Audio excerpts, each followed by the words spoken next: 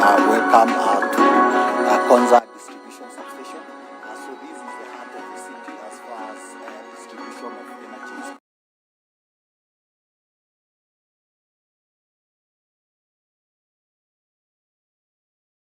Megawatts from the tracker substation.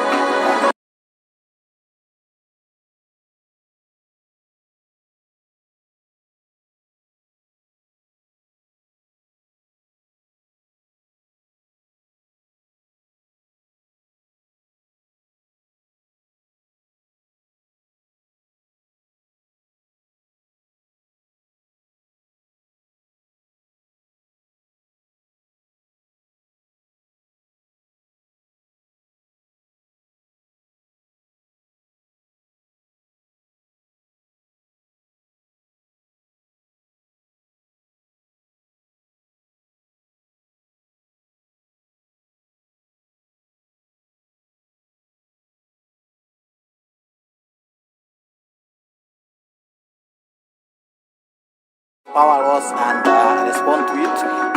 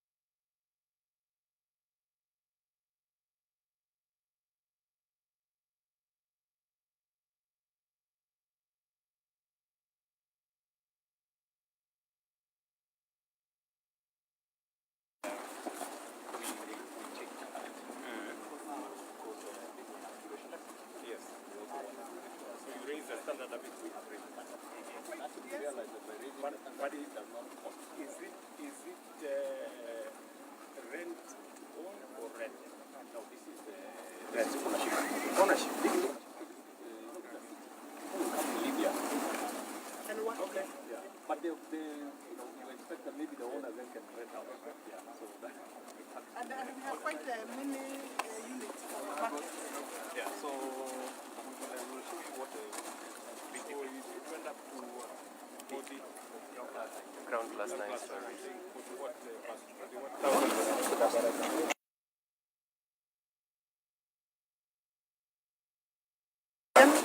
These are the site layout for the project. Yes. There are 11 blocks. Yes. Each block is ground plus 9 stories.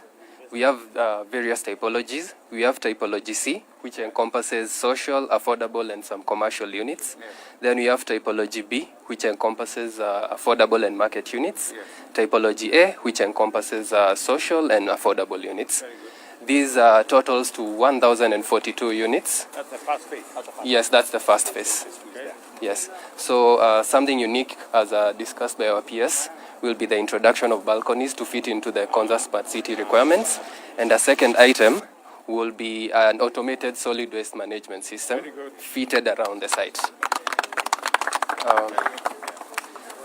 Overall, for the Konza development, we are targeting 10,000 units. Yes, I agree. Yes.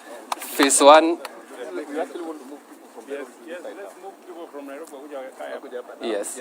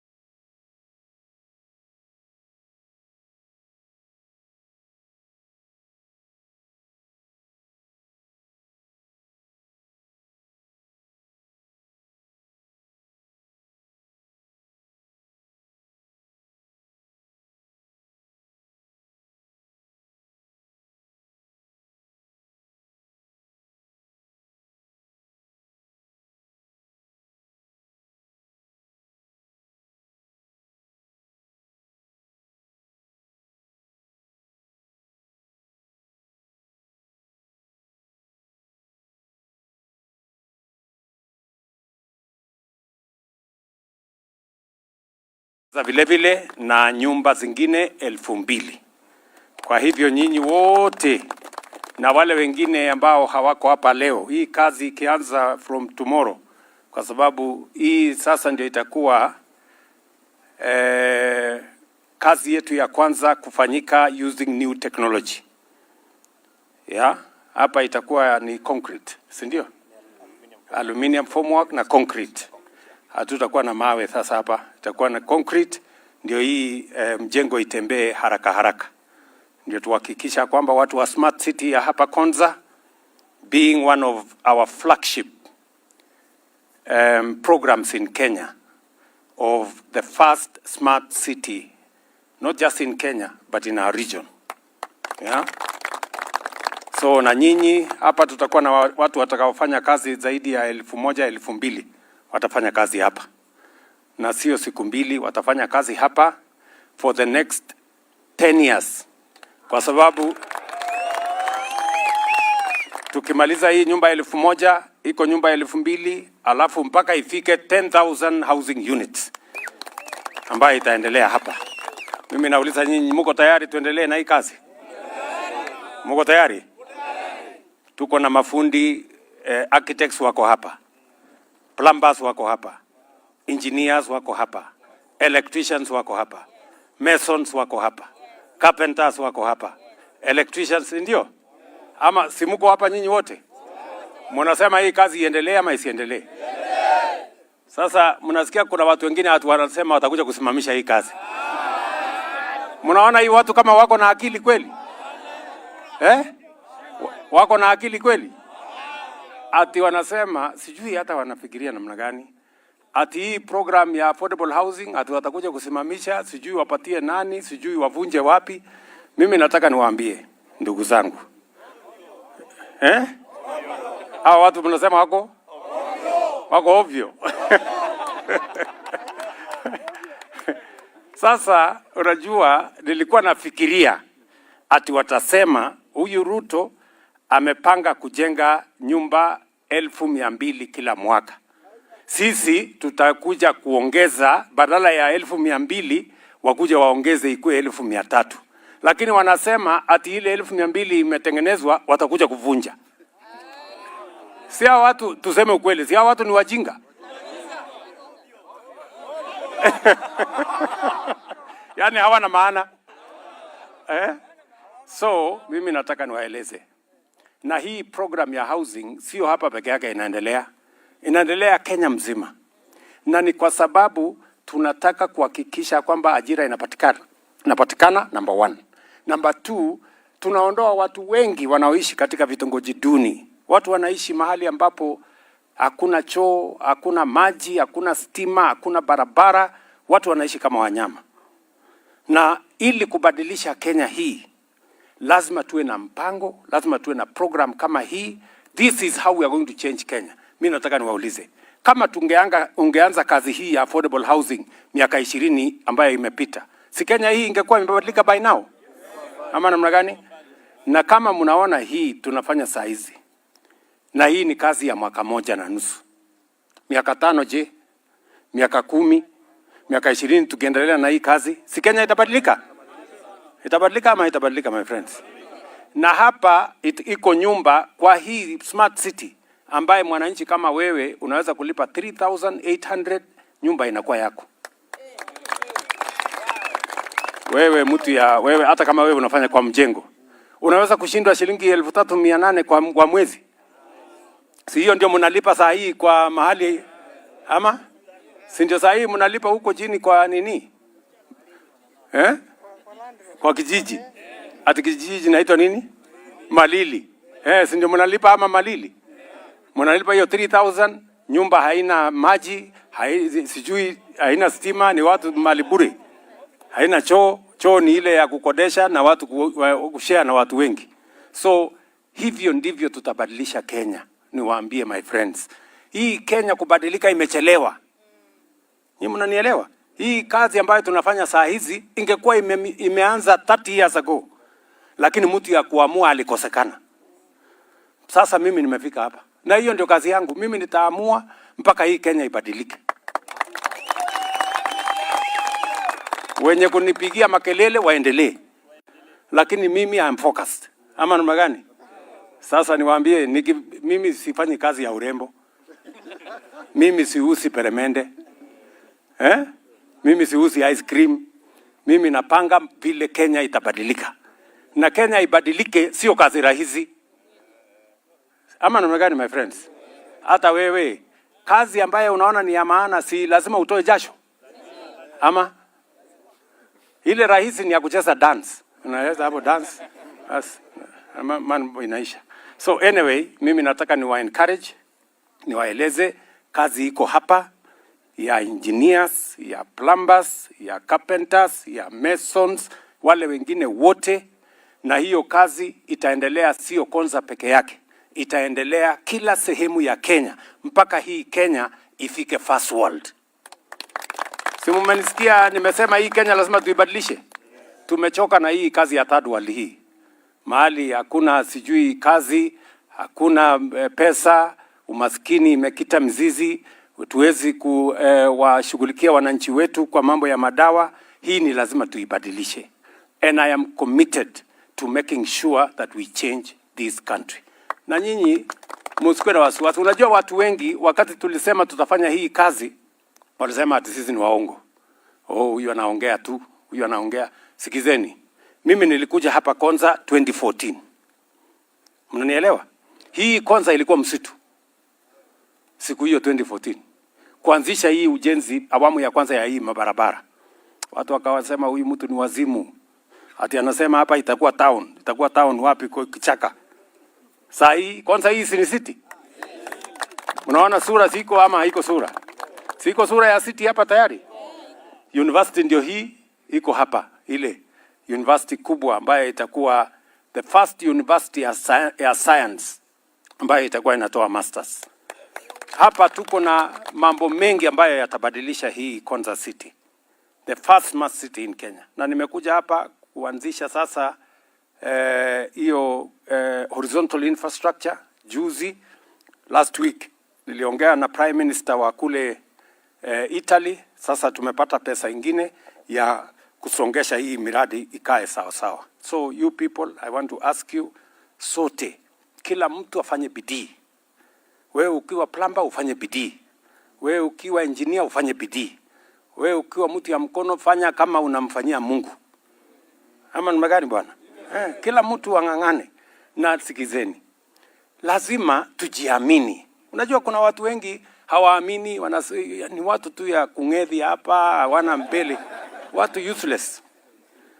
You know? Ukisikia wanaongea wanaongelelea Kenya, wanasema hii Kenya hakuna, hii Kenya ni bure, hii sijui nani ni bure. Hawaoni chochote kizuri katika taifa letu. Mpaka hata wengine unasikia wanasema ati Kenya is a failed state. Na yeye anatafuta uongozi. Sasa wewe huamini nchi yako. Huamini maana ya nchi yako. Unataka kuongoza hewa? My friends. Ama namna gani? You know? So lazima tujiamini, tuamini nchi yetu. Hii nchi tutaibadilisha wenyewe na nguvu yetu na mipango yetu na akili tulio nayo na mipango tutakayoweka.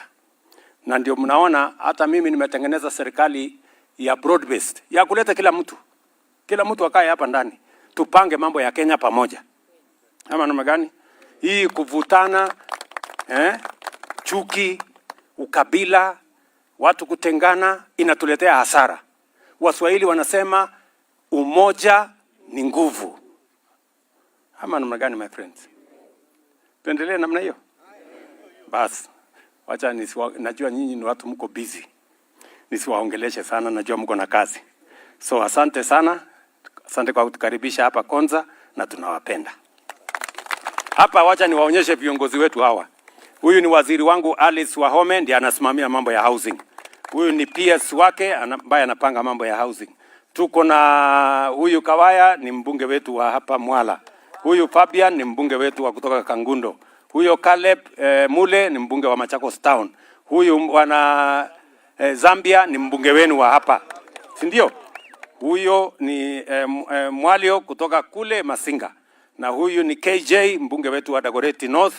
Huyo ni bwana Mutuse kutoka Makueni. Huyu ni mama Huyu ni mama Chengo, yeye ni senator wetu. Huyu anaitwa Alan Chesang, senator wa Trans Nzoia. Huyu ni waziri wetu bwana Kabogo, mnamjua. Huyu ni PS bwana Tanui, ndiye alikuwa MD hapa, sasa ni PS. Huyo Mutisia, yeye ni chairman wetu wa hii university. Huyu ni governor wetu wa Makueni, mnamjua bwana. Na huyu ni governor wetu wa Kajiado bwana Lenku. Na sisi wote hawa mnaona hawa ni jeshi moja. Na chairman wetu wa board ya kutengeneza mambo ya hii manyumba yote hii, board ya housing. Huyu mungwana anaitwa bwana Ndambuki. Sawa sawa. Asanteni sana, God bless you.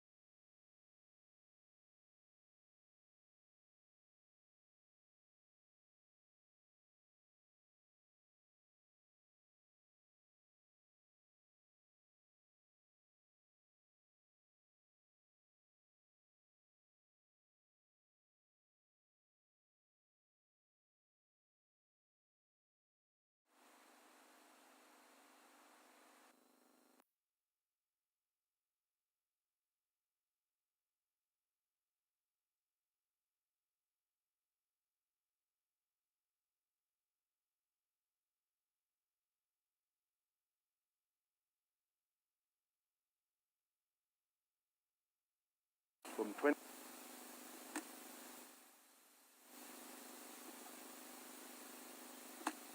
for your type A, B, C. Unfortunately, they're just at the port being cleared as we speak, but we are fully prepared. We are training our staff on how to use the formwork. We have We'll cut down the time by almost half. by half. That is and environmentally friendly, Better much better quality. finishes. Yeah.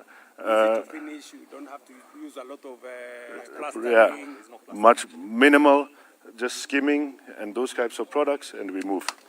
And we are saving environment, no cutting trees, none of this, and the formwork will be reused again and again. Yeah.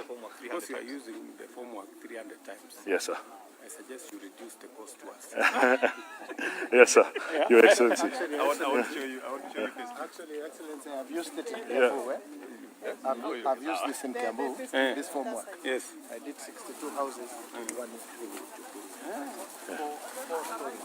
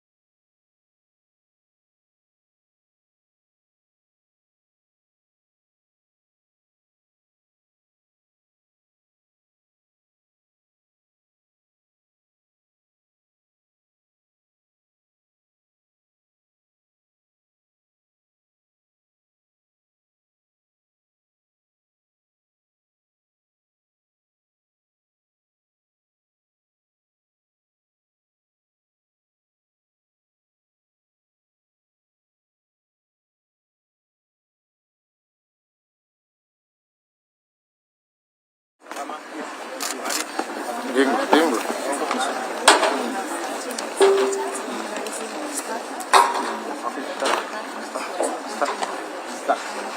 Excellency, my name is John. I'm the CEO and founder of Residence Technologies. Yes. A local startup fully registered for the digital transformation agenda towards a smart. It is through our smart addressing system, which we are already implementing at Konza Technopolis. And what we do in this process, we use local youths to help us map and index buildings to help in identification and verifications for service deliveries. So in this process, when it comes to the youths, we have so far employed over 1,000 youths and paid out over 8 million shillings since 2023 when we started. And actually, Chamutai here is one of those youths who has benefited from our program and established her own business, her own logistics business directly from our platform. So she can tell you what's about it. Your Excellency, my name is Vincent Chamutai, a young entrepreneur who has been transformed by Resident Technology. Yes. I began as a mapping agent. Most important. Mapping agent. Yes. And then? I mostly. Yes. Most importantly, I gained digital and geographical skills that enabled me to open my own business. Residence Technology didn't just give me a job, it gave me opportunity, a platform that built my future. Okay. Thank you. So what are you doing now? What is your enterprise doing? I do deliveries. You do from, logistics? Yes. Ah. From one place to another place. At the moment, I don't have the resources like motorbikes. No, I'm using my... You're using your own? Yes. Okay. It will be very interesting to know how. This is the platform that she uses. So she just schedules the delivery and then picks the package and delivers it. So as you can see, this when you click on the address, it also provides an estimation of how much is going to cost her, so that she can be able to plan very well. If it's going to cost me 600 shillings from where I am to deliver that package, can I be able to pull from other customers so that I can lower my costs? Thank you. Yes. Your Excellency.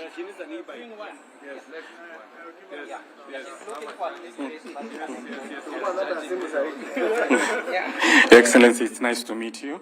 My name is Bosco Somi, founder and director of a startup called Sky Digitals. At Sky Digitals, we invented a technology that helps create employment, and this is a Wi-Fi vending machine. So how it works like the old telephone booths. Remember when you were back in the day when you're making a call, you go insert a coin. Same concept, you insert a coin here and you get affordable internet. With this technology, this year alone, we've managed to create about 60 jobs. We work closely with youth groups in the informal settlements, and we're looking forward to partner with the government to see how we can expand further. Okay. Yes, thank you. So affordable internet, yes. Yes. You just drop your coin, and that's it. Just simple like this. You insert coin, and then it shows on your phone in real time. You just click go online, and that's it. One is connected to internet. Thank you very much. Your Excellency, this is our biggest investor in Konza Technopolis. Okay. Kevin. Hello. Pressure, Mr. President. We are from Lucky TJX, and we are the first EBZ inside Konza City. The construction work is still ongoing, and official operation can start from next January. By March, we plan to create 5,000 jobs. And before the end of next December, we can create more than 10,000 jobs. And meanwhile, we are... next year? Yes, by December next year, we can create more than 10,000 jobs. And meanwhile, we also apply for more parcels inside Konza City. And we can... what will you be manufacturing? Most of them will be garments and also solar panels. And solar panels. And solar panels? Yes. Okay. Very good. Out of here? Inside here. Assembly? Yes, assembly and export. And then for export to... Yes, USA and European countries. Okay. The first year, the turnover can be 500 million USD. Okay. By year? Annually, yeah. Annually. Very good. Thank you. will be very interesting. I want to come and see.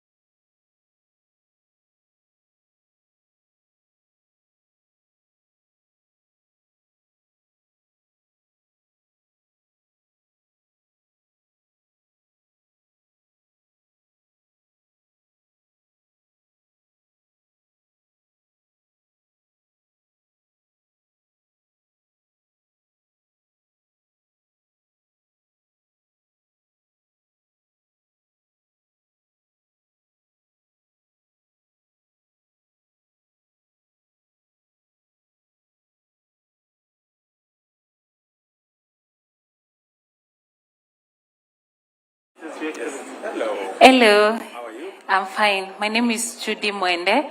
Thank you so much. I do well. At Higher Park, we are creating sustainable alternatives to the plastic bags that were banned by NEMA. So we are using water hyacinth, which is an invasive weed, and converting it into biodegradable packaging for applications such as tree planting. And also we're working with partners such as DHL to turn their packaging from plastics into sustainable packaging. Currently, these are also being used by the KDF, Kenya Defense Forces, and Konza. We've created jobs for over 47 fishermen in Lake Naivasha, and this innovation was recognized by the UN at UNGA, and when I represented Kenya, and they gave me the UN Young Champion of the Earth. Is it? Yes, sir. Wow. Thank you. Good. Asante. Thank you very much. So this is made out of hyacinth? Yes, this is hyacinth, and this has created 2 jobs. Yes. And it decomposes after you plant with it. We will want you, the next time you're planting trees, to plant with one of our bags. Okay. Yes. Okay. Asante. Your Excellency, my name is Sam Okemwa, and I'm bringing you MC2. These are an early warning systems which we are piloting with Kenya Forest Service at Ngong. Early warning system. Exactly. Okay. So what we're doing is we're sending alerts to the Kenya Forest Service personnel on logging issues, wild forest fires, and also people who are doing unsustainable charcoal burning hapa na pale, mambo ya kuhustle too. So with these, we have a dashboard whereby you get to see everything that is happening in every location. Kama kuna moto hapa, it will send an alert. What do you satellite? No. This device. We make it here in Nairobi. In Nairobi. So it has a GSM. And it has sensors. We've placed sensors in here that in the forest. Yeah. And then you get data from them. Exactly. You're very smart. And with this, so the sensors send the alerts to cloud, and then AI does the analysis and sends alerts to our KFS personnel and the location of where that is happening and how that's happening. These are intervals of a kilometer to 1. Exactly. I think we're going to partner with you in this. So we've already got some funding to scale up this. Next month we're doing our new production series for our new device. Tulianzia hapa, sasa tumefika hapa, and now we're going to make them even smaller and smarter, just like you. Okay. Yeah. Thank you. Thank you. Yeah. Thank you. Hello. Yes, we Mike. already were told about your good Yeah, story. just now, a second. Pleasure to meet you, Your Excellency. My name is Roy Dayan. I'm the CTO of Exafort. I'm happy to share with you, after Reserve General Gabi presented to you the Cyber Fortress, this is a visualization of how the fortress actually looks like. So what we have here, we can see everything from a national level. This is the cybersecurity fortress for Kenya. This is the nerve center. Here inside, you can see every ministry, state department, and critical organizations. Inside here, you can see the statistics and the posture of the cybersecurity of Kenya. Everything that we showed here is multi-layer, as I presented to you before, and every layer is connected. We want to build the cyber fortress for Kenya. Thank you very much. Thank you very much. Karibu sana, Your Excellency. The future is here. You have said the creative economy is key. What we are saying is, it's not the creative economy, it's the creatives who make the economy. Let me take you through it. So, we believe creative economy's greatest impact. I'll move you just a step so that you can look at that. Is youth employment, culture, and talent exports. The numbers speak for themselves. I'm sure you've heard the numbers in terms of contribution. But we're not reinventing the wheel. South Korea is an excellent blueprint. What did they do? Trained world-class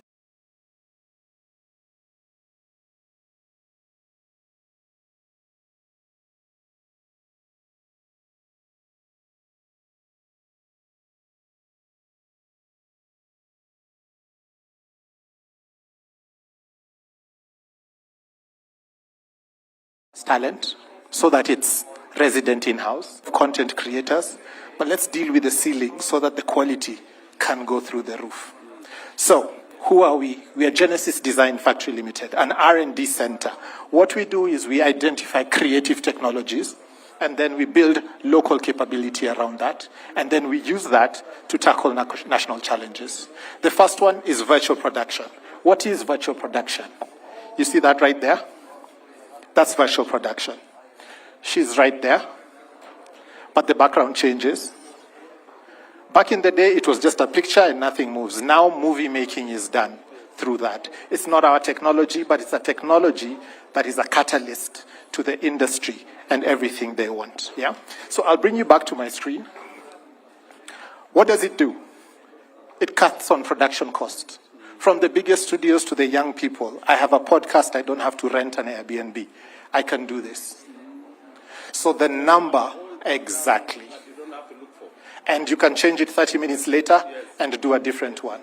So the young people will be able to do a lot of content, make money. Our belief is not everybody needs to know how to make a car, but we need to know how to drive it. So let's deal with the making the car with Konza. Let the youth just come and drive it, make their content and enjoy themselves. We actually did a program with them. We've done awareness. 500 applicants jumped in just hearing the idea. 2 days, 100 participants were here with us at Konza. We took them through it, 12 weeks of an immersive content with 12 of them, and now they are translating into the industry. That is our plan. We are building a digital media city. That's a huge investment. Let's pay attention to the people who will use it and get them the right technology. Because of Konza, we are able to do that. Asante sana. We are already working with them. Yes. They build, as we do the city. As we do the city, we use this platform now to enable creatives to do their work. If you want to be a podcast, production, and online TV, now you can just subscribe to their platform. And then you begin to build the human capital to use it. Think of it as a framework. Virtual production is just the first. AI, so many other filmmaking technologies are coming up. If we get the method right, then we can scale it across. So virtual production is working. AI filmmaking is now in the same pipeline. So if we perfect that, everything else will be automatic. And first world, the journey starts. Your Excellency, the request has been what do you want us to do more or better? I am absolutely getting a lot of support. The program had PSS visit us. So I think I am in good hands. So I'm not complaining in any way. I'm excited about what this looks like. Opportunities like now, as we deploy the digital education solution, we can open digital production for education content that children across the country can receive, and this platform can help us. We can also use our digital hubs that you are pushing 1450 to train the young boys and girls in the villages so that To this use. can happen also at the village and not necessarily. Okay. So the two request to Excellency is if the digital city becomes the hub, the spokes becomes the DIHs, the digital innovation hubs. The second request to Excellency is your challenge on educators, instructors and teachers. There are schools that will never get the component that is required for teachers. With a virtual classroom from one center, you will be able to beam lessons to anywhere in this country. So the digital innovation hubs can become the digital studio from where the teacher beams the class. So as we fight to get this balance between the teacher and the student ratio. So a production of lessons, which can be live and some can be packaged. Let's see how we can incorporate that, because already we have trained like 600, I think. We provided some resources to train 600 TVET graduates who help the young people in the ICT hubs. Yes. But we now need to, mainstream the creative economy and the creatives into this, so that we can create more creatives with the talent and the skills and the knowledge to be able to take up what we are showcasing here and use ultimately the media city here efficiently and effectively. As the hub. As the hub. Okay. So please keep at it. Okay. Thank you, sir. Thank you.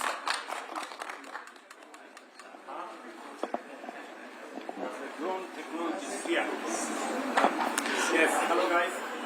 How are you? Very good. Welcome, Mr. President. I would just want to quickly tell you about our GIS Enterprise Portal. Our aim is simple. I work here at Konza Technopolis. My name is Peter Gadogo. I'm joined by one of our partners from ESRI.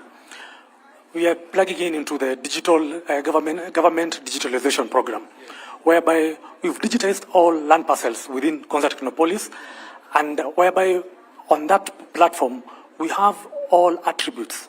You are the owner, the name of the owner, the land size, everything. Now, we intend to have this plug in into the Adisasa platform, just complementing that system. So we've gone ahead and come up with a permitting process, a permitting module, such that you as a developer, when you want to do construction permitting, wherever you are, even if you are out of the country, you don't have to come here. You don't have to bring your building plans manually. You can do the application from wherever you are.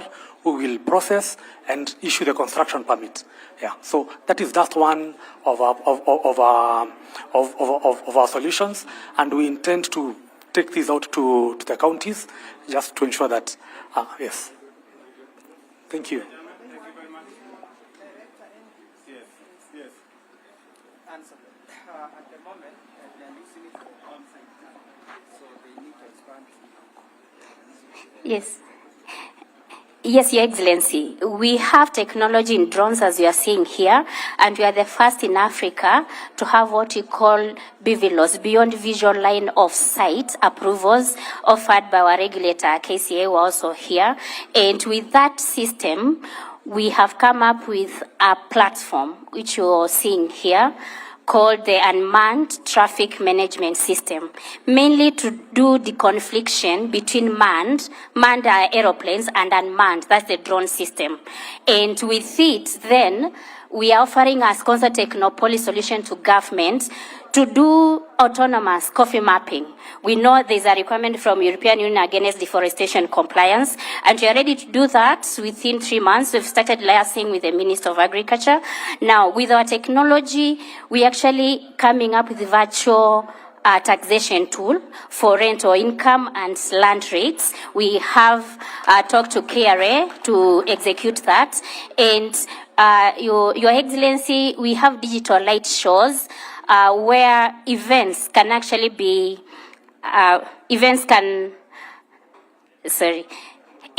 be launched. There's actually a slide which was to show that what we did with the light shows here at the Technopolis. But additionally, using the technology which we have, there are other capabilities around digital inspections to begin with. Sorry, Your Excellency, this is an example of a UAV digital light show.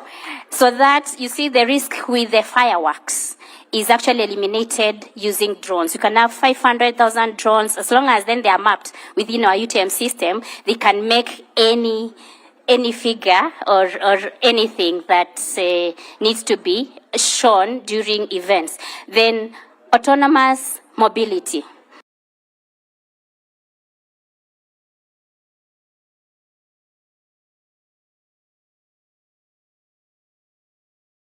Your Excellency, our calculations have shown that it's cheaper to fly with a drone as a human being autonomously than to use an up-country areas. Inspections, digital inspections, the government expenditures on inspections of pipelines, electrical lines, and all pipelines can actually be eliminated by this, because our drones have the RGB system where they can even inspect leakages below ground. You know, Konza has subsurface utilities, but then we'll use drones to be able to show where leakage is happening underground, and that's something scalable to the country and outside the country. Of course, an emergency response system and a metaverse experience. We are looking at virtual tourism using the drones. And Your Excellency, what you are seeing there, that's an agriculture drone at the center where spraying of large plantations is done with the drones. As the drone does do the spraying, doing herbicides, they also take videos, and from our systems you can actually analyze and project what diseases might affect the plants and what is needed to maximize the yield, which then brings about, you know, food production and provision from a local level, and that can be expanded to global level. Thank you.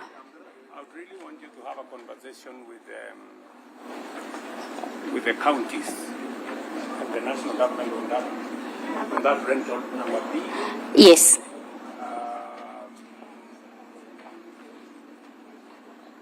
And that number F. Yes, Your Excellency. Yeah, there is an opportunity, and even number G, because I know how much money Kenya Pipeline and Kenya Power, how much money they spend in the inspection of their facilities. Yes, Your Excellency. That down to a fraction if we use the drone system. Yes, Your Excellency. Yeah. Thank you. Thank you, Your Excellency.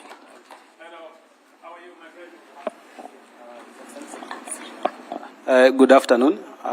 My name is Daniel Kimani. I'm the founder and CEO of a company called Hospital. So what we are doing is we are working with pharmacy, chemist, hospital, and community health officers. We have built a system which helps them to track or fast track patient. So, for instance, if I get sick, I just visit my pharmacist. My pharmacist is going to take my detail. That is the bio profile. Then they are going to take my vitals. They are also going to save an appointment. Maybe if I'm in Muranga and my doctor is in Nairobi, I need to keep updating the doctor for tracking and etc.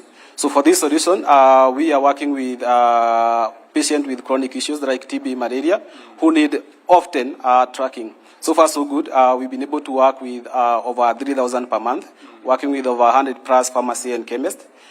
We started here in Konza during COVID, and we have created employment, and we have also raised some funds from international organizations, and we are looking now to scaling the solution. The solution can be installed on a tablet using offline capability. That means they don't need an internet to be able to run it.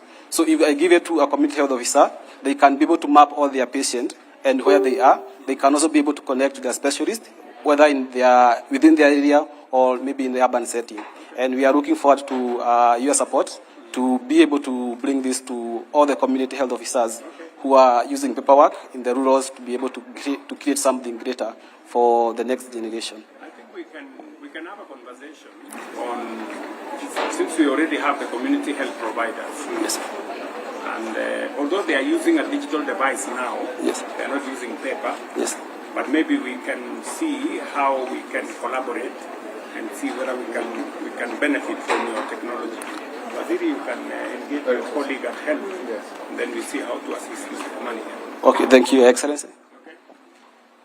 Thank you so much, sir. This is the Open University of Kenya. I'm Elijah Umenga, the Vice Chancellor, and Professor Maritim, the Chair of Council.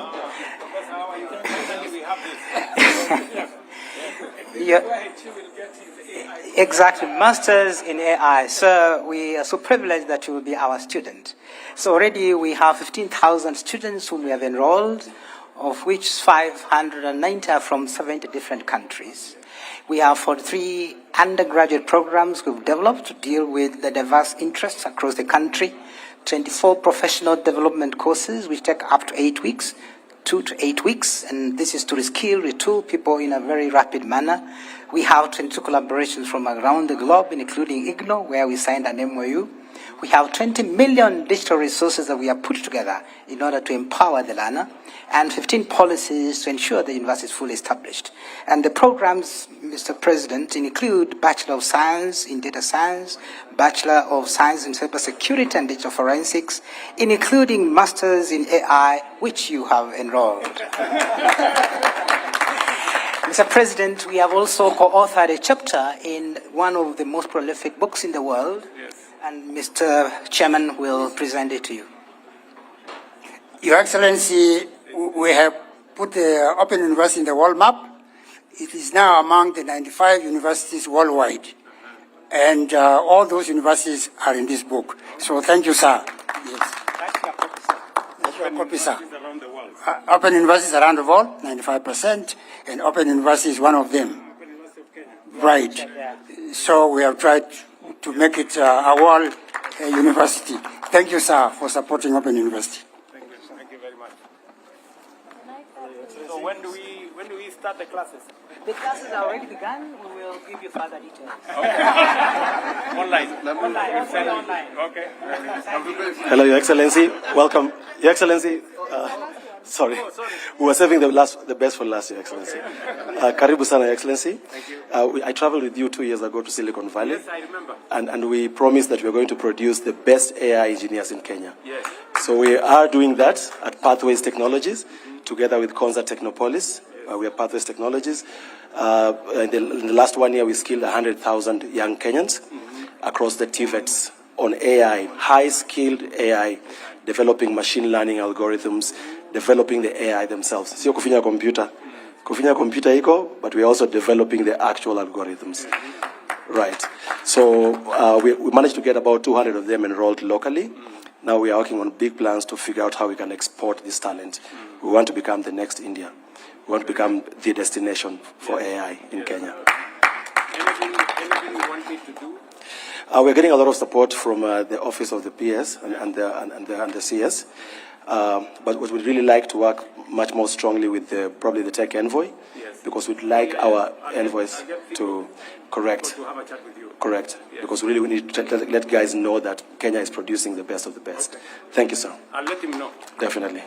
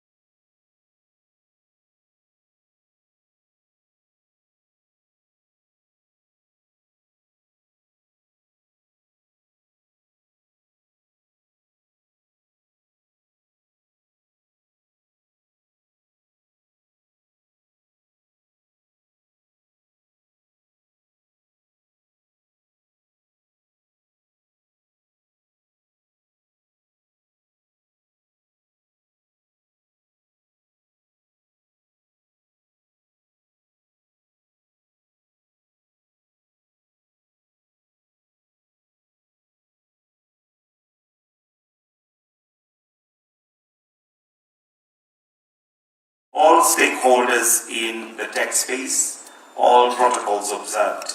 Your Excellency, sir, to start us off this afternoon is a team here, Machakos University Choir, na wanaona wamevaa t-shirt zimeandikwa jitume. Mheshimiwa Rais wamejituma. Na leo wanataka kutuandalia burudani fupi ambayo inaitwa Jangwa la Matumaini. Kwaya, uwanja ni wenu.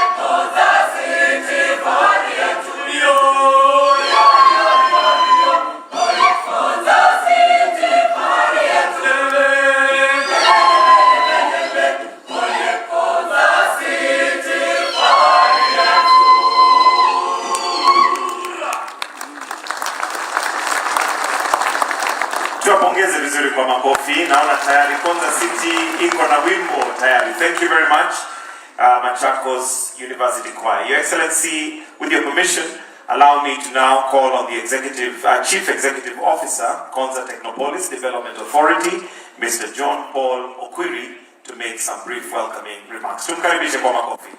Karibu sana.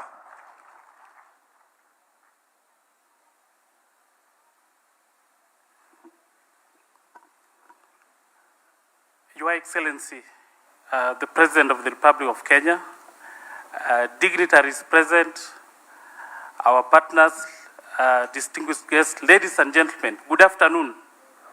Good afternoon once again. Your Excellency, it is my honor to welcome you to Konza Technopolis. Your Excellency, this is not the first time you visited us in Konza. It is your 5th time that you are here in Konza Technopolis just to monitor the progress that you are making. Your Excellency, today we are here to present to you our report card. And Your Excellency, as you've seen through the tour that we've taken you through, you are able to see the progress that we've made over the years. Your Excellency, over the years, you've been the architect of the financing model that Konza Technopolis has been able to thrive on since its inception. And we are very grateful for that. And today is a day of gratitude. Your Excellency, our board, our management and staff of Konza Technopolis are committed. We do not just have the capacity, Your Excellency.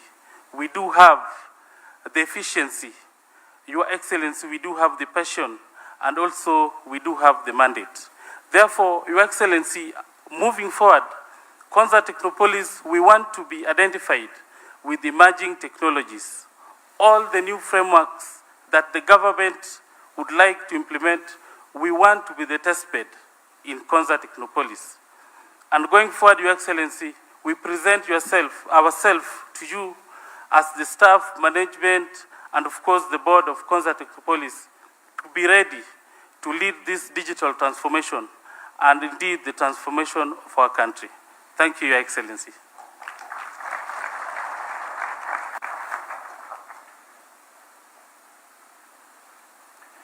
Next, to also make some brief remarks, allow me to invite the Principal Secretary, Ministry of Information, Communication and Digital Economy.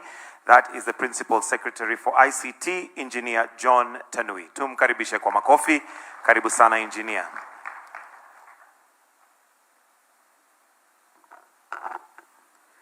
Your Excellency, the President of the Republic of Kenya, Honorable William Ruto, our Cabinet Secretary, William Kaboko, our Cabinet Secretary for Housing and Urban Development, my colleagues here, the governors present, our partners, the ambassadors, the residents.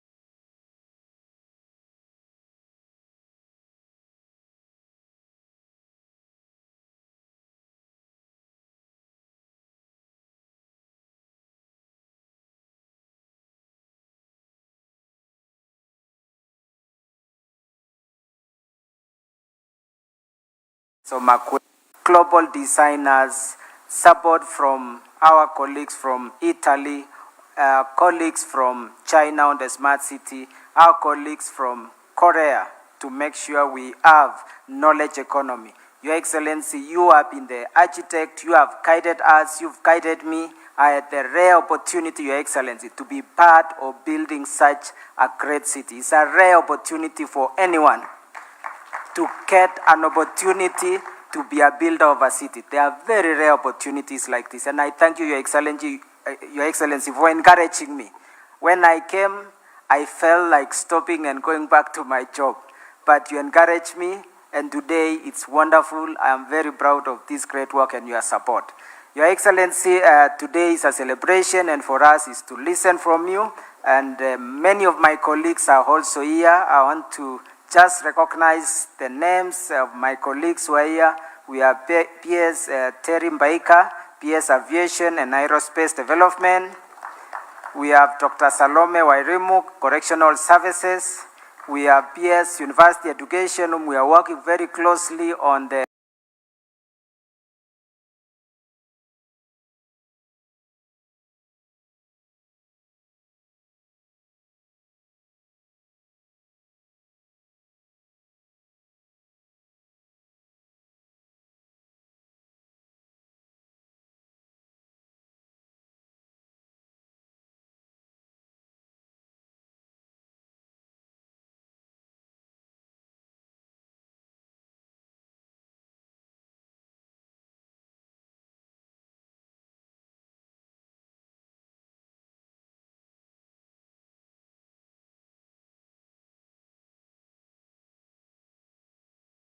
Kais Beatrice Mukanda.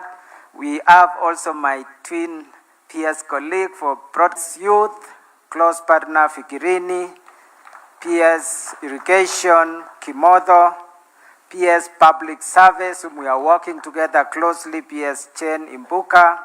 We also have PS Inga, who has been with us in the housing project. Your Excellency, we are also privileged that we have several ambassadors. Ambassador from Korea, His Excellency the Ambassador, who has been a great partner. We have the Ambassador from Italy and our great contractor ICM.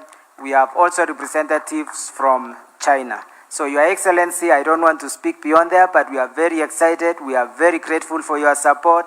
I also thank the leadership of this county, the three governors, Governor Mutula Kilonzo, Ole Lenku.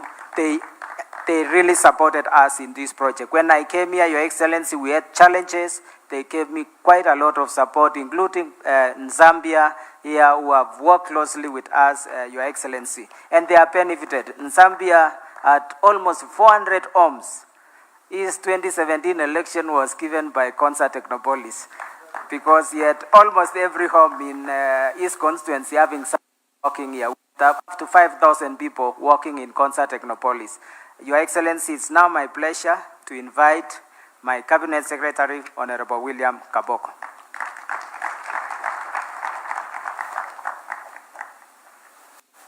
Your Excellency, thank you, John. Your Excellency, you know, when I call the PS John, he knows that things are working very well. And when I say PS, he knows that something needs to be organized. Just like when you call me William, you know I am doing a good job. When you say Waziri, mambo inakuwa mbaya. Good afternoon, all. God is good. Your Excellency, there is really not much to say today. We have had you here almost all morning, and on your behalf, let me apologize for keeping all these people here since morning. Your Excellency, you've been concerned, and I do sincerely apologize. The only two things, Your Excellency, I would want to say before I call the governors. One is that last month I had invited the ministers for tourism and the minister for industry, Ricky Nyanjui, to come here and see what it is that is going on here. And we realized that there is something for every ministry here, Your Excellency. And I thank Alice for finding time to be here this afternoon.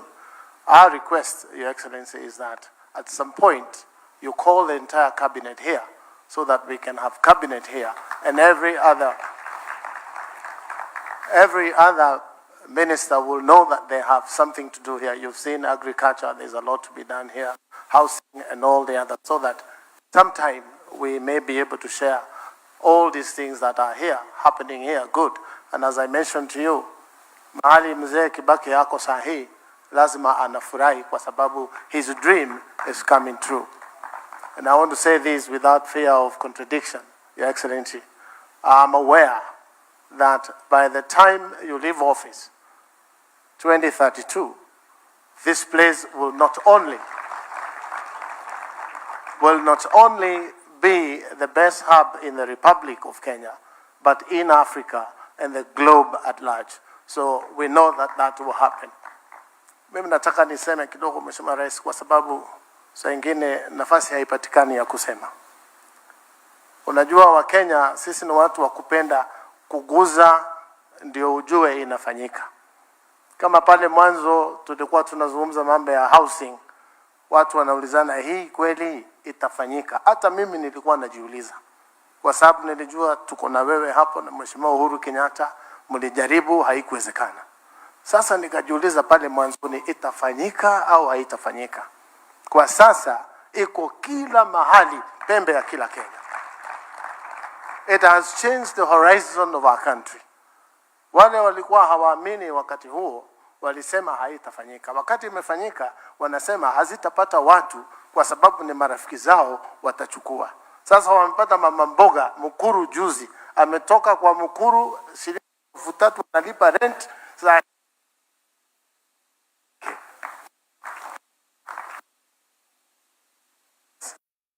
toboa. Kwa hivyo usiwe na wasiwasi. Na wale wanasema story zao sijui za tamu ngapi, hii kitu itafanyika kwa sababu ya mapenzi ya Mwenyezi Mungu. It is God that gave you the seat, Your Excellency. Na wewe ni mcha Mungu. Hata mimi ni Mungu amenipatia, kwa sababu kama kazi haikufanyika vile, Mutuse anasema alinisaidia. Sijui alinisaidia aje. Sitaki kusema sana Mheshimiwa Rais, nikubalie kwa sasa nialike gavana wa Makueni. Na gavana, tafadhali ukija hapa kwa sababu ya masaa utaintroduce wabunge wa jimbo la Makueni. Tafadhali karibu. Na kabla niwe radhi, Kabla wacha nimwalike my sister senior Alice, waziri wa housing, aseme machache ndio tuendelee na waheshimiwa magavana. Asanteni. Thank you, my colleague William Kavogo, CS ICT. Your Excellency, the President, Excellencies, Governors, Members of Parliament, our distinguished guests, our Principal Secretaries, I'm happy to be part of this launch, Your Excellency. You are the guest. We have to showcase, in my view, I think William Kavogo is basically showcasing the horizontal development that has been going on here. Your Excellency, today, this morning, you have unveiled a commemorative plaque for and you have also laid the foundation stone for 1,042 housing units. The program here, we also, of course, are calling it Konza Technopolis project. And we are happy to report, Your Excellency, in this gathering that we shall be doing 10,000 units in the pipeline. For the first phase, 1,000, phase 2, 2,000 units. This phase, which you have just launched, is targeted to be completed by December 2026. Your Excellency, we will comply with the smart city principles when we build here, and therefore it will be as smart as whatever else is being planned for here. Housing and urban development is critical partner for you, William Kavogo, Your Excellency, because of course urban development, this is part of urban development, and I want to confirm that we will not fail this project in terms of implementation. The contract is ongoing. You have seen the foundation stone has been laid. But most important, Your Excellency, I want to echo what William Kavogo has said, that there are those who have been bad-mouthing the housing, affordable housing program, because it is what we call in law, the thing speaks for itself. It is not possible for you to say it is bad when it is good and looking good. So affordable housing, by the time, Your Excellency, you do your 2 terms, I can assure Kenyans that we shall have built, because the program is taken off, is up and running, we shall have possibly done maybe close to the 2-3 million units, Your Excellency, that you target. Our target for 1 million is, of course, 200. We are employing a minimum of 400 youths per day. We have 1,000 youths per day. So we continue also applying and using materials.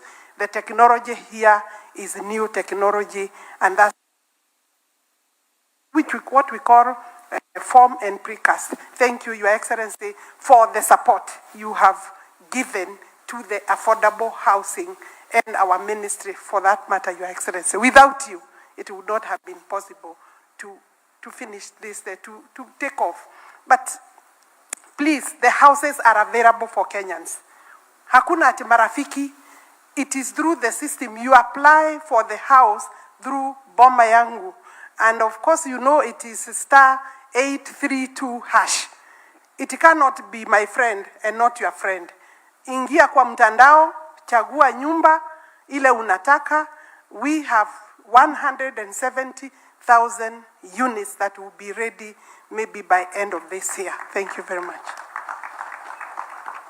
Makofi jameni kwa waziri. Mheshimiwa Rais, nikubalie niweza kusimamisha mabalozi walio hapa ili wale walioko hapa waweze kuwafahamu. I want to invite the ambassadors present, please, to be upstanding. The new ambassador for Italy, the deputy ambassador Italy. Makofi jameni. Pia tuko na balozi wa South Korea, the ambassador for South Korea.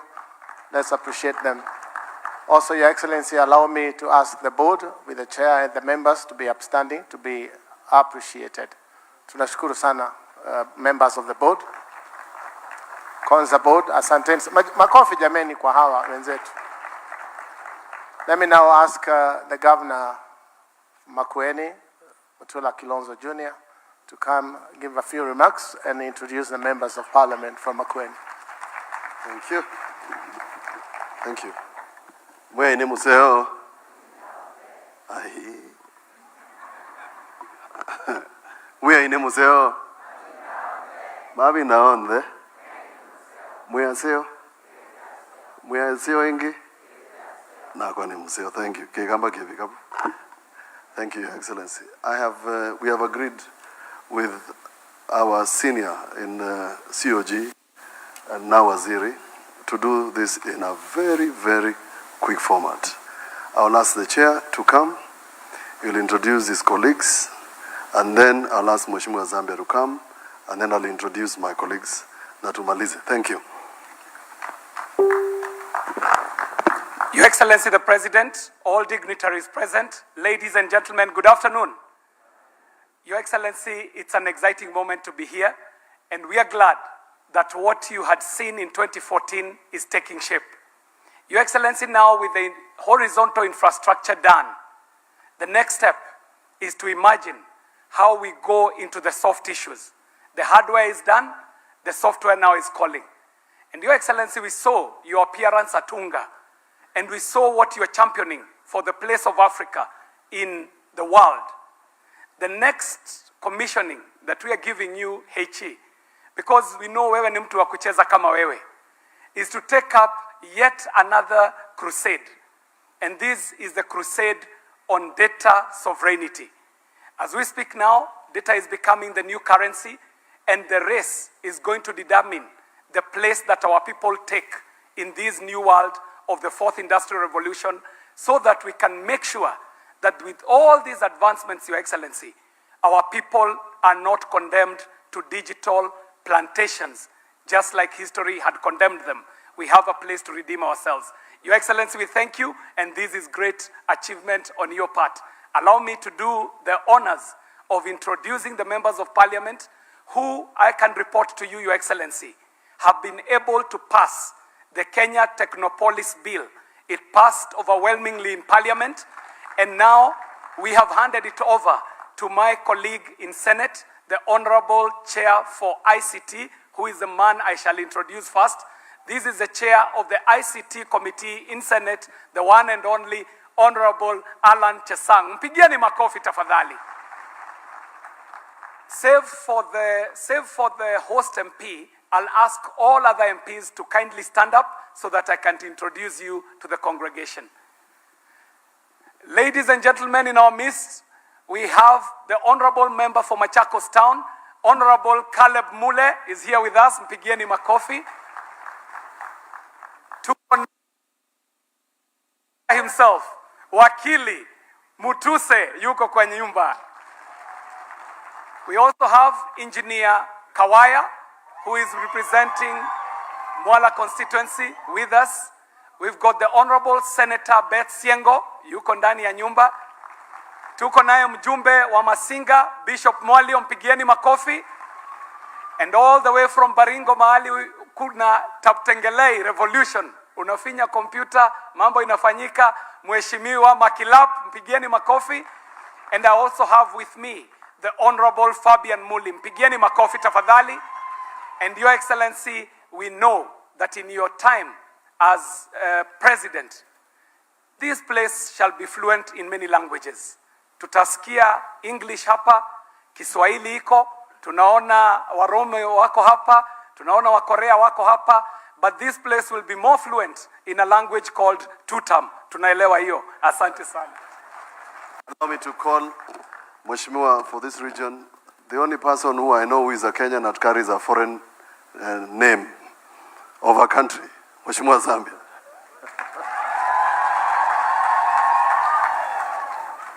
Asante, Your Excellency, Dr. William Samuel Ruto, all other dignitaries and all protocol observed because of time. Your Excellency, this is the second time I'm making an address before you. We were here the other time, and now I want to welcome you officially to Kilome constituency, Makueni County. Your Excellency, I have only two issues And at times we must appreciate when somebody does something good. Your Excellency, I like your passion with the Konza Techno-City. We have been able to complete first phase. The second phase, we would not like to leave it alone to you as a person or as the president, but we have to chip in. And I want to say one thing even to the people of Kilome who are here. Second phase, as we push to get enough or sufficient water, Your Excellency, we want to push for more investors to come to this Techno-City. And I want to report this good news. As we speak now, we have one investor who has acquired 68 acres. And by next year, we will be able to employ 5,000 people. I want to appreciate Honorable Tanui and the team, engineer. If it were not for you, in one way or the other, logistically, I think this kilometer would not be where it is. I mean, this Konza Techno-City. And Your Excellency, I want also to appreciate you in a manner that I feel it in my heart that you saw it wise to give the PS, Tanui, who was among the pioneers of this Konza Techno-City, so that he can make sure he's monitoring and making everything move as expected. Your Excellency,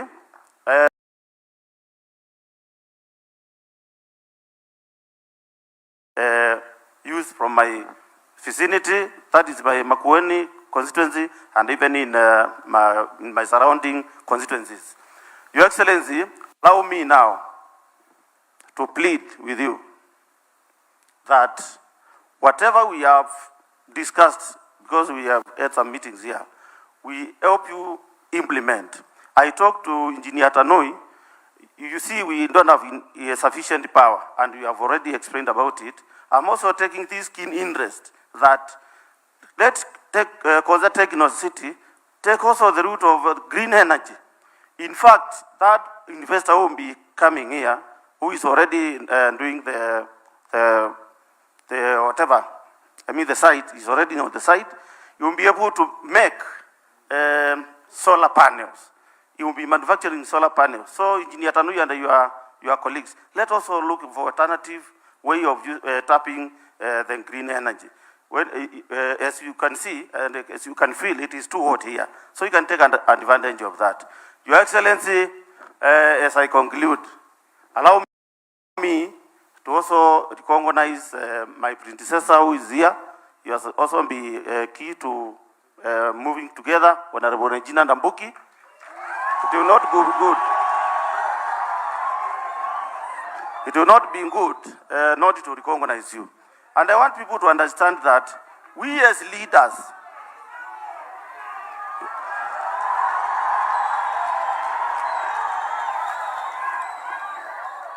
asante sana mheshimiwa. We as leaders, we work as one.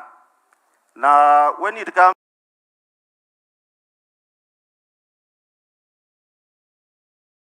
to working and moving this country forward, we don't care which part you come from.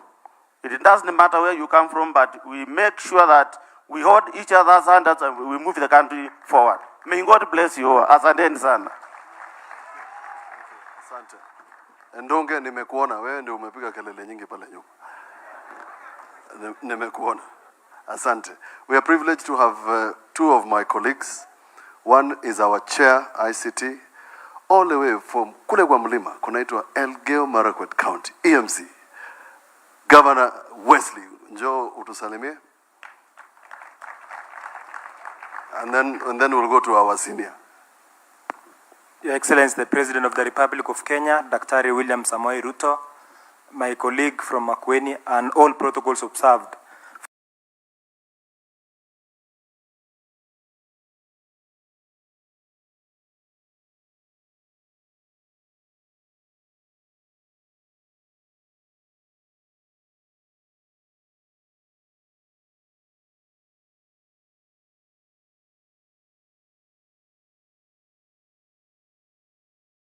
First and foremost, because I am your governor, but sometimes other people have not seen what you are doing for this country.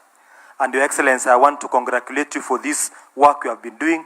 I have seen you explain to even the staff here, Looks like you are even the CEO in this place. You know everything that is happening in this place. And I want to congratulate you. And maybe Kenya may never have such a president in a very long time who understands what happens. Your Excellency, from the Council of Governors, we want to say we are going to support this mission, especially the products that will be brought out of Konza. Konza will be a team lead in terms of softwares and all the items that we need at the county level. And Okwiri, the CEO here, has been in touch with even those who are naysayers. They have hit you on SHA, hit you on affordable housing. I don't know what they are going to do when the ICT revolution that is already starting is happening. Because the young people they are targeting to radicalize will be the users of this ICT transformation in this country. As the chair of ICT, Your Excellency, you don't even have to worry. Your work will only speak for you. The 2 terms that we are talking about will not be in words, but will be in the transformation that you are doing. The people of Makueni, I come from Elgeyo Marakwet County. When I go to the State House to talk to the president, I only go there to ask him to support me to make Kerio Valley a safe place, and he has already done it to make it a safe place. But you people in Makueni, what you have here, what the president is doing, you can imagine I'm looking for security. You guys are talking of a smart city. I don't know. If you don't say 2 terms, you may not go to heaven. Thank you so much and God bless you. Asante. Governor, jirani wangu, Olelengu.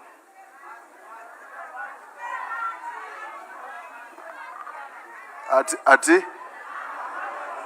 Ni huyu? Your Excellency,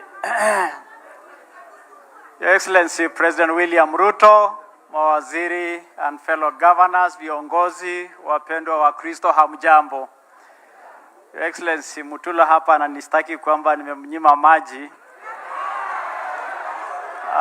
But Your Excellency, I had told you earlier on, aya sawa, asante. Nasikia huyu anaitwa Ndunge, hata wewe nimekustaki.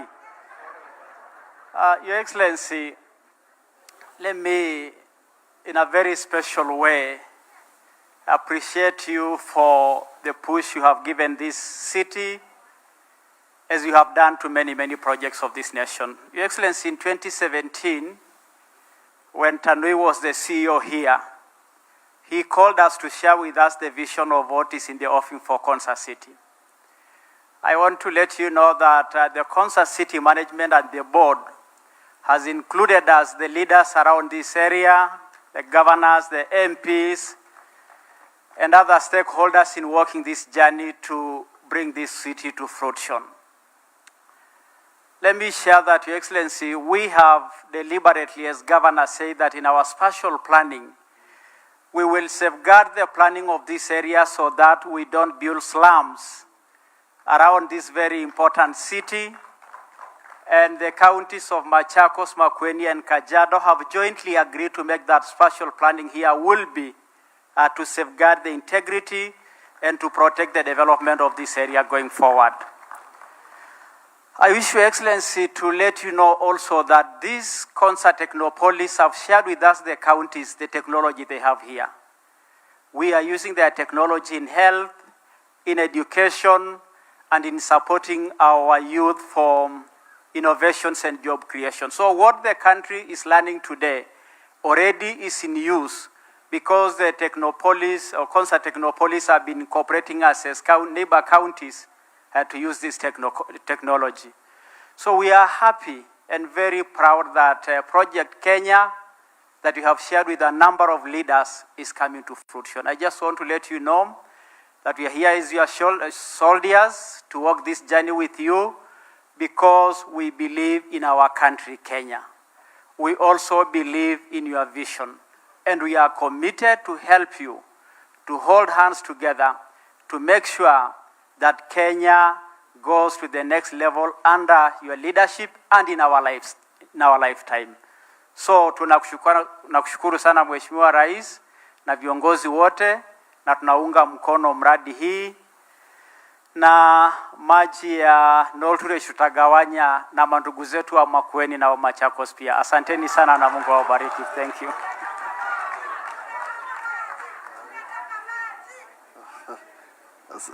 Thank you. Asante, thank you. Your Excellency, allow me to, before I make my remarks, we often actually celebrate big things and forget the people who do, the work. The gentleman called Diego. This is Diego. We should call you Mutua now, Diego. For the work you have done in Konza, employing people, making sure people are safe, making sure that the community is happy, allow me to appreciate you. We often forget the national government officials that, try and put things together. Regional Commissioner, Asante Sana. County Commissioner Machakos, Asante Sana. County Commissioner Makueni, ako wapi? Yes. Very good. Governor Wavinya has sent her apologies when I was just seated there. She asked me to say this. I didn't want to say it, but let me say it. She was told a few minutes ago about this function. I don't know where the mail disappeared to, but she has asked me to issue an apology on her behalf. Allow me, Your Excellency, to say very few things and very quickly. Number one, I believe in this city, most sincerely, this one. And I'm happy to hear from KJ that the legislation on Konza City has now become a reality. The first draft was done by myself, presented to the former CS at the time, because I thought it was good legislation to anchor this city into law. Why am I saying this, Your Excellency? And I hope somewhere in the legislation I have not seen it, but the previous law had a small section on tax holidays for local investors, so that you have these Kenyans here, investing here. You give them tax holidays. That is how the new city in Dubai was created. And I borrowed this from what they did in Dubai 2020. What they did in Dubai 2020 has created a city. The second thing I did, Your Excellency, when I was in Parliament, was to draft the cybercrime law. I drafted that law. And the person who actually took me to the place where I discovered how to do this is Professor Mutisha, this one, when he was in Japan. You'll be surprised, this gentleman can speak fluent Japanese and can take you to very fancy places where you eat very interesting Japanese food. He is the one who told me through NAC Japan how we can put together the cybercrime law. Inside the law, I hope we have created a cyber college. That is the place where these young people will be trained to do the things that I've seen for the cyber fortress. That's the second thing. The third one, Your Excellency, and I've heard it from CEO, about the gentleman who is the company that is doing the 63 acres for export. I did a proposal, Your Excellency, for the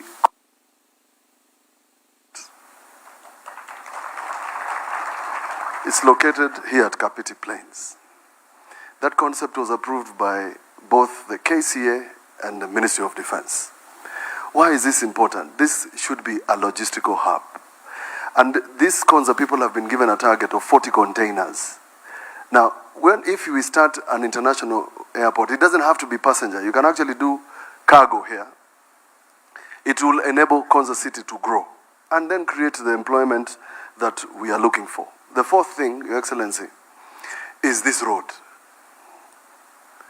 This road is the artery of Kenya. It's the busiest. And it has the worst road accidents. And therefore, the connection between Chumbi and Emali, where Mheshimiwa Mutuse has launched, there's a section that is going all the way to Ukia, is the answer to people who are going to live here. The houses that my senior and CS Alice Wahome is doing, people should actually live here and work in Nairobi. Actually live here. But we want them to be able to access this place quickly. The fourth one is what Your Excellency umesikia wakiteta huko nyuma, mambo ya maji. Imenisumbua hata karibu nitoe mvi. So, if we can have a new line because ile ingine kuna siasa imenisumbua tu akili. Na sitaki vita na Ole Lenku because ni jirani, mifugo yake inakula kwetu, ukame inakuja na mifugo yake itakuja hapa. So if the second line can be done, because I'm not sure about the Konza one coming here quickly, then the people who are going to live here and all the things that you have seen here, Your Excellency, will make sense. The fifth one, and I mentioned when you were last year, there is a connection to the SGR through here, and it's not too far. That should be the avenue of the people who are going to live here, to go to Nairobi or to go to Mombasa. That is the way. And I plead that we even look for investors to those roads, so that it becomes the avenue to get to Konza.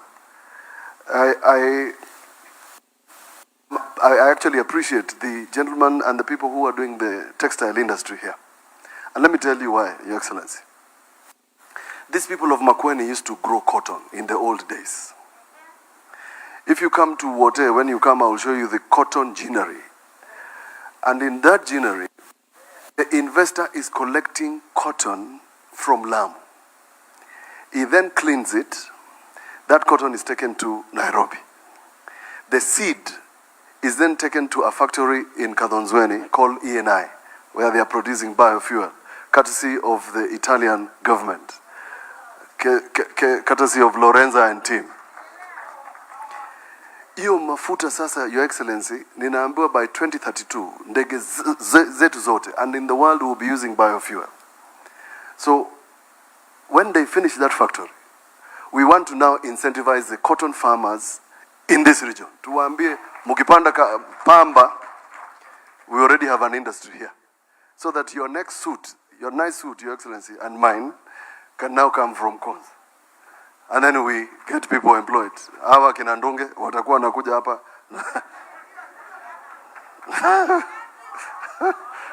Asante. The last one, Your Excellency. This highway has many things. Many, good, bad. It has created many accidents. I've told you that St. John's ambulance want to launch.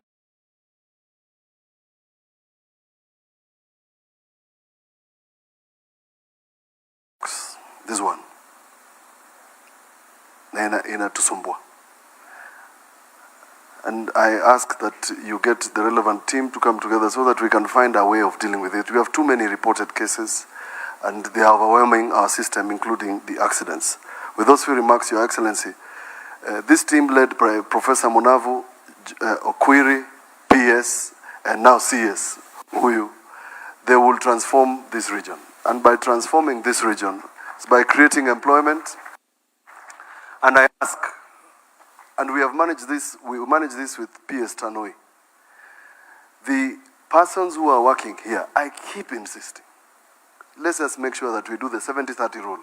Mimi ninaifanya wote, mahali tunafanya affordable housing, tuifanye Konza. 70% local content, 30% rest of Kenya. Hiyo tu.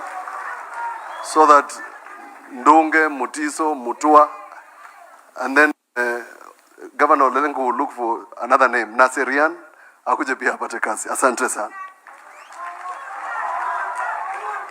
Thank you, Your Excellency. As I near inviting you, allow me to ask the board of Kenya Kaist to be upstanding, to be appreciated. The board of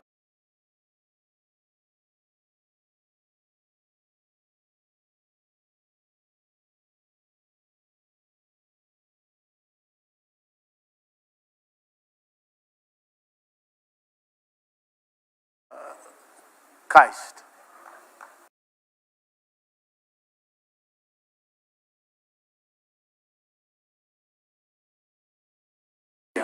Is tokenizing assets in the Bombay.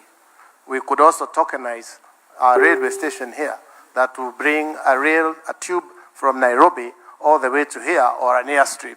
So that is one thing that, if you allow me, I'll put together a team and we try exploring the issue of assets tokenization. With those few remarks, let's be upstanding and welcome His Excellency the President, Dr. William Samoei Ruto, to address us. Thank you, sir.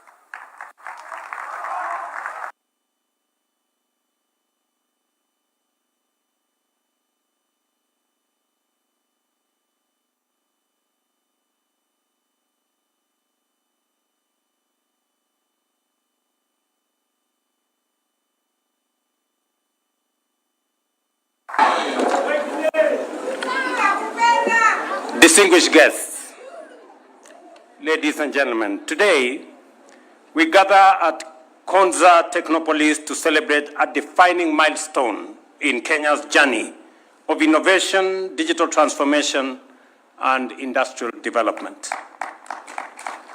The projects we launched today are not merely about infrastructure development.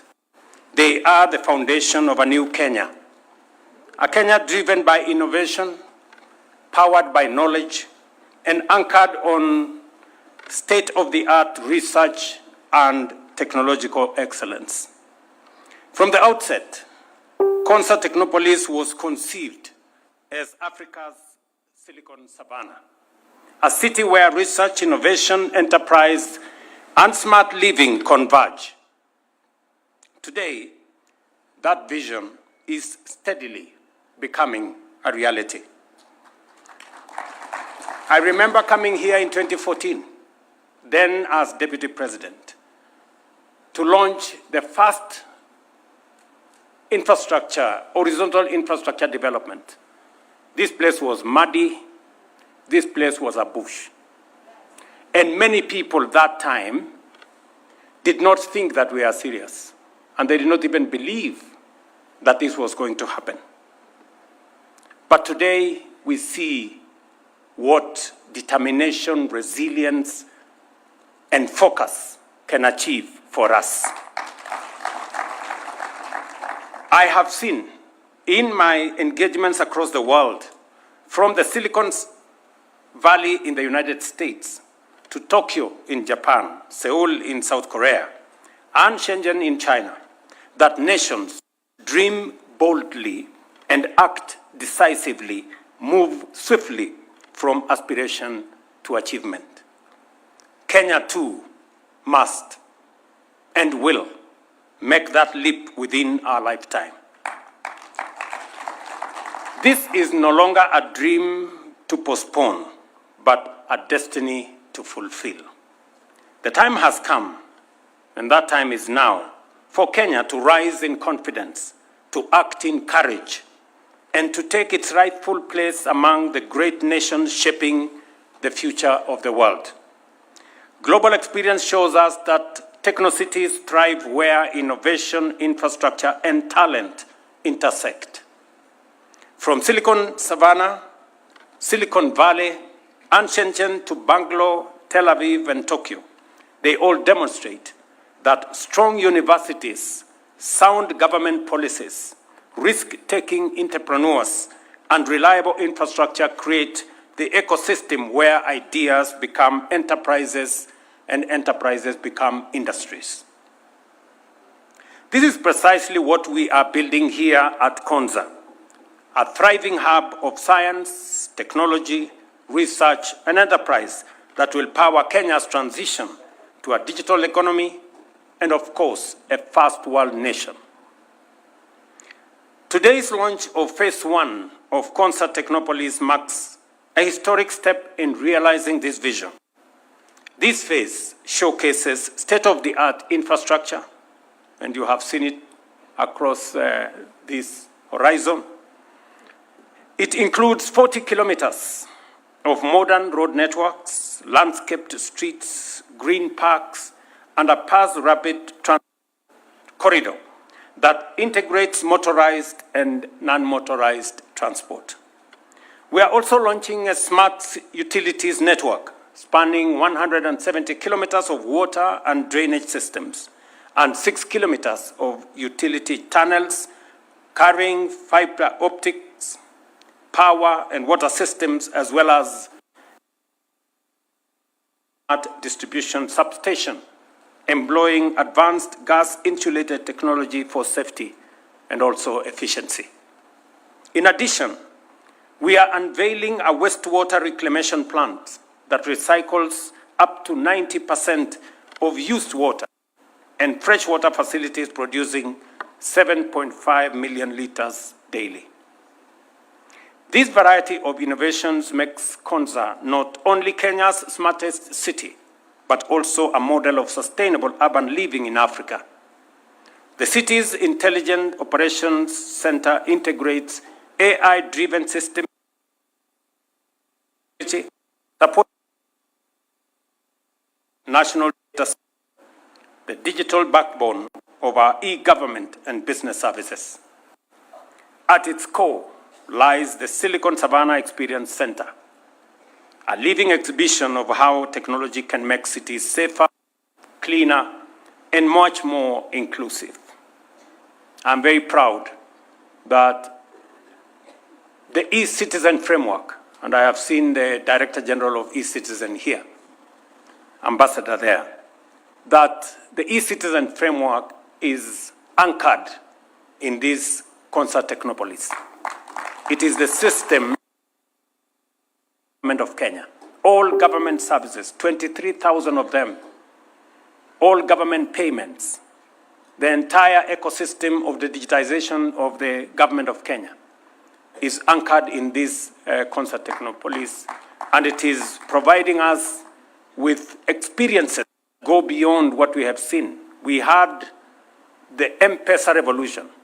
I can confidently tell the country now we have the e-citizen framework that is world-class, that we are looking at exporting to other countries because of the transformation it has made in the digitization of our government. Let me also say, ladies and gentlemen, that education remains the cornerstone of our progress, and that is why here at Konza, our academic ecosystem is flourishing. The Open University of Kenya, chartered just 2 years ago, has enrolled about 15,000 students from 70 countries, offering 47 programs and forging 22 global partnerships. I have had a conversation with the Vice Chancellor of the Open University of Kenya, my good friend there, and I have agreed with him that